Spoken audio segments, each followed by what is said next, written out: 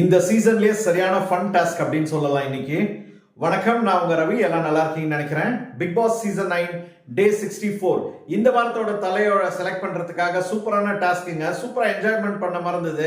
எல்லாருக்குமே சிரிச்சு வயிறே போயிருக்கும் அப்படின்னு நினைக்கிறேன். ஏன்னா பிளைண்டா வந்து ஒரு பெரிய பலூனை பஸ்ஸர் அடிக்கும் போது அது மேல உட்கார்ற மாதிரி.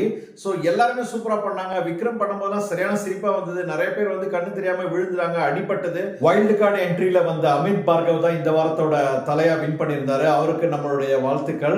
கமருதீனும் அரோராவும் பயங்கரமான ஃபைட்டுங்க. சரியான சண்டை போட்டாங்க. கமருதீன் கிட்ட அரோரா ஃப்ரெண்டா இருக்கும்போது எல்லாத்தையும் வந்து இந்த நேரத்துல கண்டஸ்டன்டா சொல்றேன்னு சொல்லி எல்லாத்தையும் சொல்லி கேவலப்படுத்தி விட்டாரு. அரோரா அழுதுகிட்டே இருந்தாங்க. இன்னைக்கு அவருக்கு விக்ரம் தான் வழக்கம் போல எல்லாருக்கும் ஆறுதல் சொல்ற மாதிரி விக்ரம் ஆறுதல் சொல்லிட்டு இருந்தாரு.